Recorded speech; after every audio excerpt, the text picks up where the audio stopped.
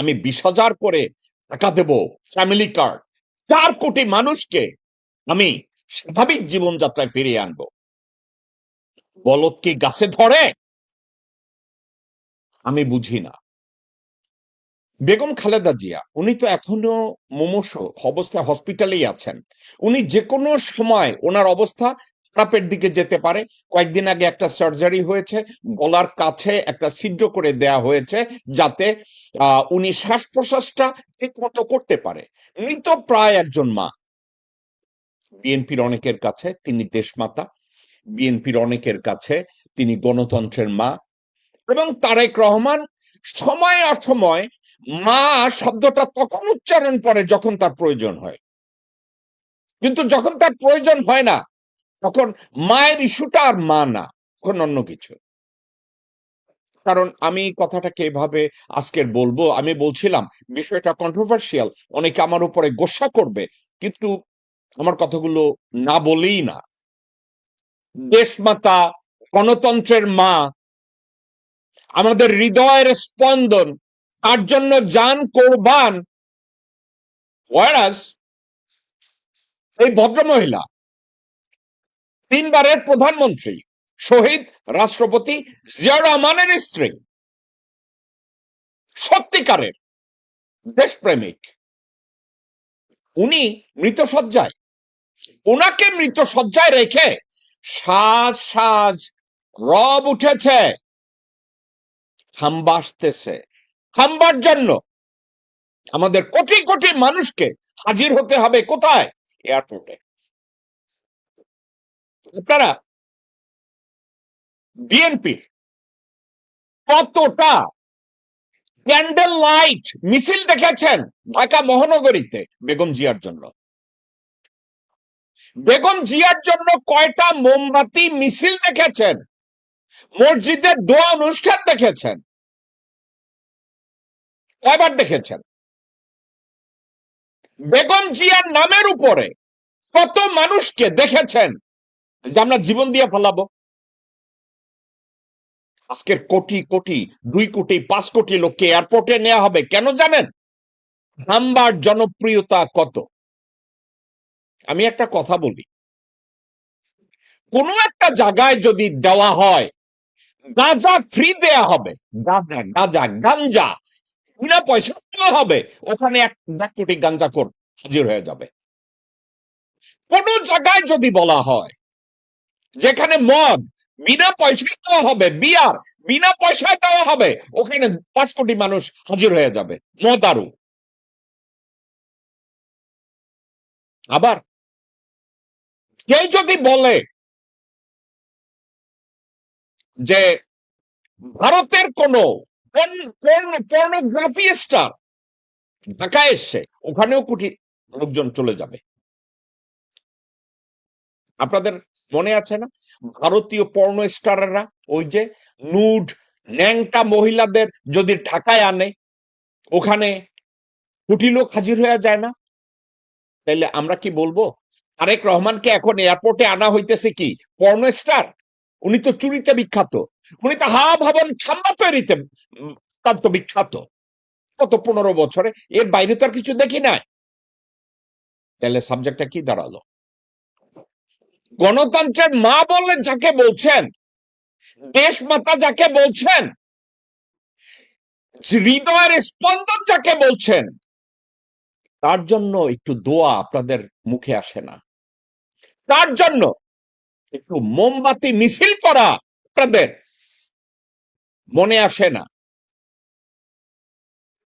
ওনার বালুর বাসার সামনে বালুর ট্রাক রেখে আর মির্জা ফখরুল এবং আব্দুল আউয়াল মিন্টু এবং আমির খসরুরা গণভবনে পার্টি করেছে।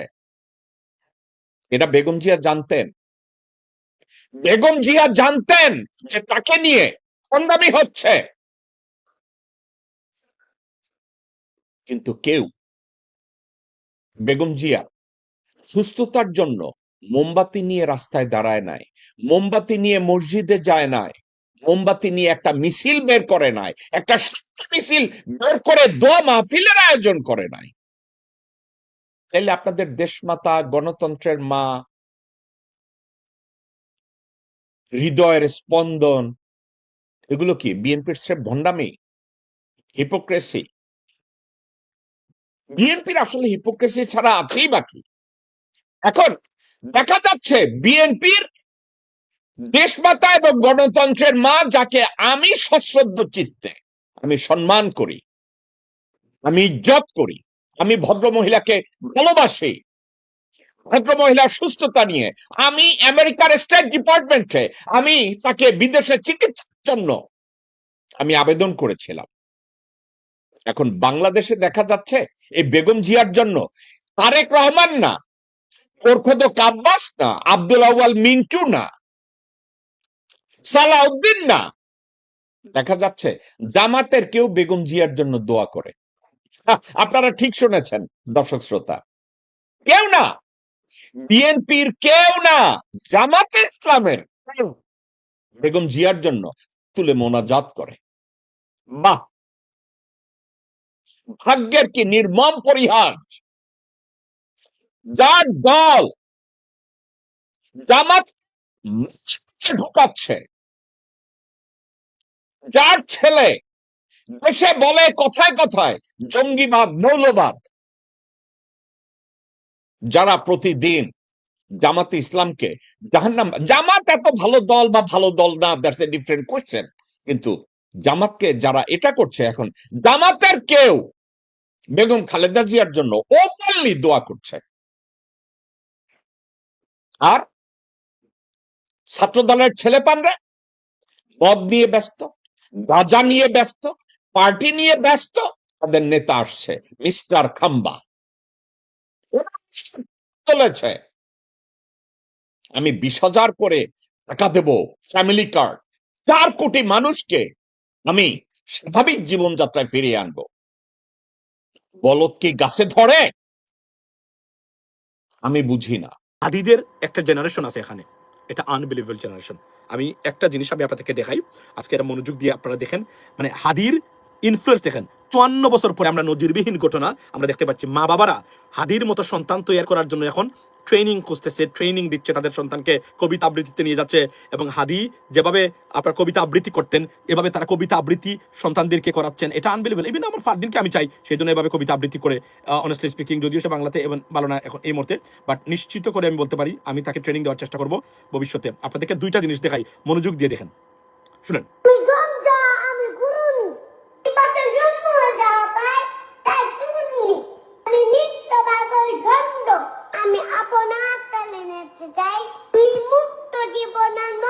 আপনি কল্পনা করেন, লুকে দেন, লুকে দেন, এগুলো একটা। এবং আজকে আমি 2টা জিনিস দেখলাম, look at the legacy and influence and মানে ক্রেজিনেস কিভাবে সৃষ্টি হয়েছে আপনার। এই দেখেন আরেকটা ছেলে আজকে এটা ইট ওয়েন্ট বিয়ন্ড ভাইরাল, লুকে দেন। আমি সংসার অনেক করি, আমি কত সম্মুখে জায়গা পাই, চাইছি আমি বাবা বলে ছন্দ, আমি আপনার দলে চাই, আমি মুক্ত জীবন আনন্দ, আমি হ্যাপি, আমি সারা। Imagine that, wow.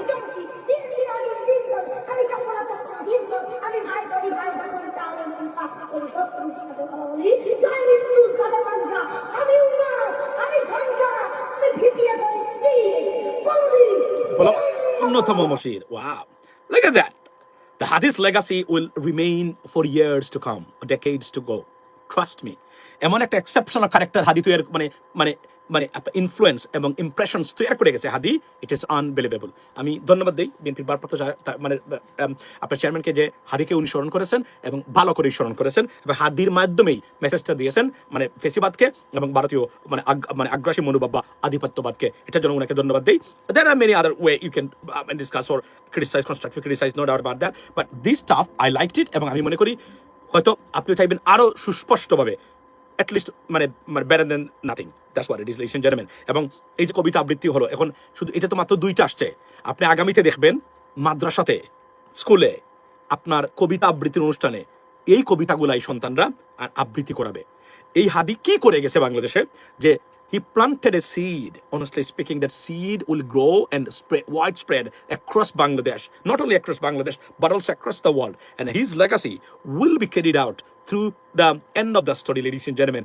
This is the achievement যা মানে এই 54 বছরের রাজনীতিবিদদের ভিতরে একজন রাজনীতিবিদ গড়ে উঠে নাই, যার মানে ওই অর্থে আমি বলছি ইন টার্মস অফ পলিটিশিয়ান বা পলিটিক্যাল ফিগার, যে তার লেগাসি এমনভাবে সন্তানরা, মা বাবারা, তারা, আপনি কল্পনা করতে পারেন যে একজন ব্যক্তিকে জানা যাচ্ছে তার সন্তানকে নিয়ে এসে বলছে যে চিনে রাখো খাদি কে ছিল। This is what it is, ladies and gentleman. By the way, বলে নাকি, do not forget to subscribe করবেন, নোটিফিকেশনটা দিয়ে রাখবেন। This is your job, my job is to come here and talk. So ladies and gentleman, this is the greatest thing. এখন আমি আপনাদেরকে আরো একটা জিনিস দেখাই, আরো গুরুত্বপূর্ণ, যেটা হচ্ছে যে প্রথমেই বলি, condemning this হাইনাস style attack on the Christianity in India. Look at that, what is happening in India, ladies and gentlemen. This is unbelievable. আচ্ছা, এখন আমি আপনাদেরকে সুখের বিষয় হলো যে এই খবরগুলা মানে ব্যাপক হারে প্রচার হচ্ছে এবং কাভারেজ পাচ্ছে ইন্টারন্যাশনাল মিডিয়াতে। এটা যেটা আমি শেয়ার করেছি, এটা ইন্ডিয়া, এটা ইন্ডিপেন্ডেন্ট, অর্থাৎ পৃথিবী বিখ্যাত ইন্ডিপেন্ডেন্টে চলে আসছে। ধরে নেবেন আপনি পৃথিবীর সব হেড অফ স্টেট এই পত্রিকাটা পড়েন, যারা ইংরেজি জানেন পার্টিকুলারলি, তারা এটা পড়ে থাকেন, এখানে চলে আসছে। এবং আরো অনেকগুলা মানে জায়গাতে ভারতের এই আপনার মানে আক্রমণের জিনিসটা না দেখালে এটা ইনকমপ্লিট থেকে যাবে। লেডিস এন্ড জেন্টলম্যান, এই দেখেন, আপনারা মনোযোগ দিয়ে দেখেন, দেখেন,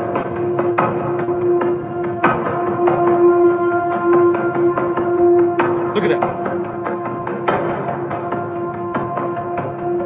সো আমি মনে করি এটা একটা গ্রেট জিনিস, মানে যে পত্রিকাগুলা এটা কভার করতেছে। এবং আমি আজকে আপনাদের উদ্দেশ্যে একটা জিনিস বলতে চাই, সরকারকে বলতে চাই, সরকার অনেকটা বুদ্ধিমান না, ইন্টেলেকচুয়াল না। রাজনীতিতে দেশ রক্ষার্থে কূটকৌশল, মানে লিগাল ইন পলিটিক্স।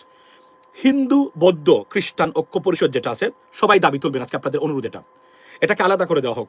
প্রতিটা সংগঠনের, প্রতিটা ধর্মের আলাদা যদি থাকতেই চায় এক একটা সংগঠন থাকুক। কেননা এই সংগঠনে সবকিছু মিলে ভারতীয় ষড়যন্ত্র কাজ করে।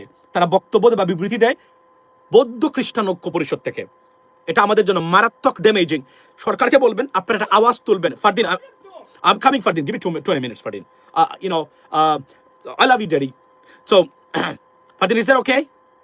Okay, thank you. So, আপনাকে বলি, এটা আপনারা সবাই বলবেন। আমরা, কেননা তারা ষড়যন্ত্র করে, কিন্তু দেখায় তারা খ্রিস্টানরাও মানে জর্জরিত।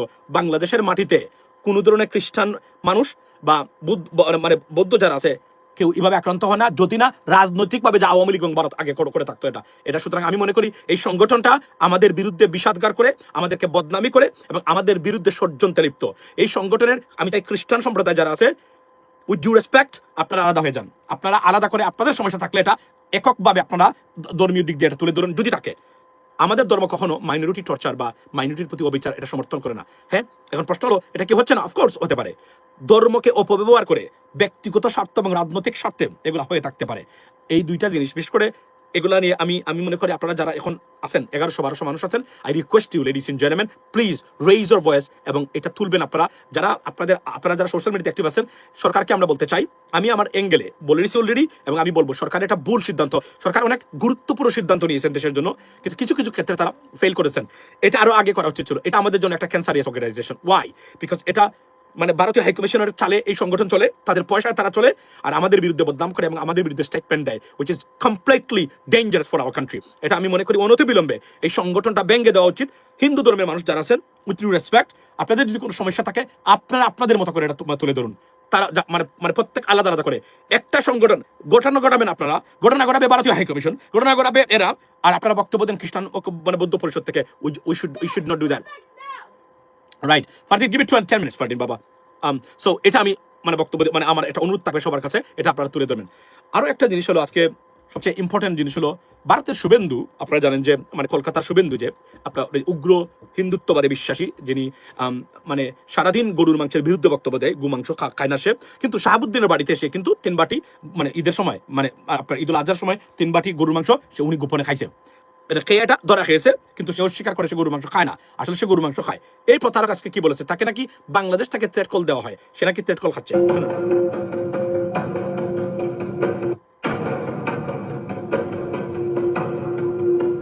ও আচ্ছা, আপনি কল্পনা করতে পারেন এটা আরো একটা ভিডিও।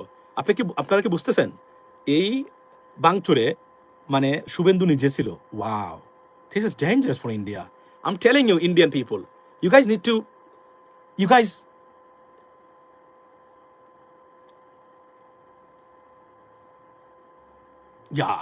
আমি মনে করি যে ভারতীয় পিপল যারা raise your voice, wake up. It's dangerous for India. It's going to defame India on world stage, trust me. Money very pretty badly, and they don't care about that. Think about what kind of behavior they do to the Muslims people. অথচ আমাদের সবচেয়ে সমস্যা কি জানেন? 600 বছর India rule করেছে মুসলিমরা, কিন্তু মুসলিমরা মানে India build by Muslims people, মানে আজকে তারা অসহায়। এটা তাদের অনেক ভুল আছে, আমাদের যারা শাসক ছিলেন, যারা স্পেনে 800 ইয়ার্স শাসন করার পরেও স্পেনে অস্তিত্ব নাই। কারণ কি জানেন? স্টুপিড মুসলিম লিডারশিপ ছিল, তারা স্টুপিড, ইন্টারন্যাশনাল স্টুপিড এরা। এই কারণে এদের কোনো চিহ্নই এখানে নাই, এরা ভুল করেছে, এই জন্য তারা এটা সঠিকভাবে তার করতে ব্যর্থ হয়েছে বলে। এই কারণে আমাদের দেশেও কিন্তু মুসলিম লিডারশিপ আছেন, দেখবেন এরা সারাদিন লেগে থাকে জামাতের বিরুদ্ধে অথবা মানে আর এক মানে দলের বিরুদ্ধে, কিন্তু তাদের দেশ রক্ষাতে তারা ব্যর্থ। কিন্তু তাদের অল্প স্বার্থের জন্য, ফর এক্সাম্পল তাহিরি কিন্তু একজন ভারতীয় এজেন্ট, তাহিরি কিন্তু একজন ফেসিবাদের এজেন্ট, উনি নাকি এমপি হবে। এরা কি জানেন? এরা দেশ ভারতের কাছে দিয়ে দিবে, কিন্তু জামাতকে তারা সহ্য করতে পারে না। এই হলো এদের মানে মুনাফিক এটা। এবং এরা কতটা মানে আপনার এই আমরা বলি অজ্ঞ এবং রাজনৈতিকভাবে কতটা প্যারালাইজড, মানে বুঝার ক্ষেত্রে বৃহত্তর স্বার্থের জন্য এক ধরনের প্যারালাইজ এবং ক্যান্সার আমাদের জন্য। They don't have any idea কি আমরা যে এই যে দেশটাকে, আপনি জানেন এই যে তাহিরির মানে বংশধর যারা মানে আমাদের তাহিরি যে তাহিরি হচ্ছে পাগলা তাহিরি, এই বদলোক মনে করে এখনো মানে তাদের যারা অনুসারী আছে, মানে জুলাই আন্দোলনটা ভুল হয়েছে। Fardin, give me 10 minutes, Baba. They're coming. We can go outside. We know that. We have to go out. So, আপনার Fardin, I haven't forgotten that. So, একটা জিনিস আমি আপনাকে বলি, সে এরা কিন্তু আমাদের জন্য একটা বিপজ্জনক মানে একটা গোষ্ঠী, মানে আপনার তাহিরির বংশধর। তারা মনে করে জুলাই আন্দোলনে যারা করেছে, বিশ্বাস করেন তাহিরিকে যদি জিজ্ঞেস করেন তার মানে বেডরুমের খবর, যদি ক্যামেরা কোনো রেকর্ডিং থাকতো আপনি শুনতে পারতেন গালি দিচ্ছে জুলাই আন্দোলনে। শেখ হাসিনা তার জন্য থাকলে ভালো হতো, কিন্তু দেশটা আমরা ভারতের পেট থেকে বের করে নেওয়া মানে আনা হয়েছে, তার ঘৃণা করে, তার অ্যাপ্রিসিয়েশন নাই। কোনোদিন দেখবেন জুলাই আন্দোলনকে সে মানে প্রশংসা করবে না, মন থেকে কোনো কিছু বলবে না। আমরা তাহলে আওয়ামী লীগকে বলছি, এই যে এরা এবং এরা ঘুরে বেড়াচ্ছে, এরা কিন্তু ভালো আছে, nothing wrong with that, but এই মানুষগুলা কতটা এরা মনে করে এরা নাকি বাংলাদেশে মানে জামাত ইসলাম মানে ইসলামের পক্ষে নয়।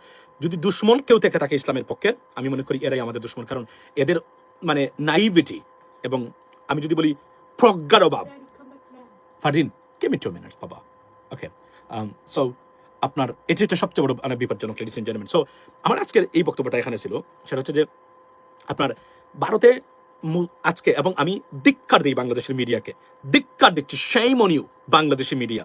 এই খবরগুলো আমরা প্রচার করতেছি, আপনাদের মিডিয়াতে এখন রিপাবলিক বাংলার মতো একদম মানে মানে ধরেন ডেঞ্জার সাউন্ড দিয়ে আপনার এই খবরটা আপনার প্রচার করা দরকার ছিল ব্রেকিং নিউজ হিসাবে, কিন্তু একটা চ্যানেল গুরুত্ব তো দিচ্ছেই না, এটা প্রচার করতেছে না। এবং আমি আজকে ডেইলি স্টার প্রথম আলে হামলা হয়েছে তার নিন্দা জানাই, সবসময় নিন্দা জানাই, সবসময় জানাচ্ছি।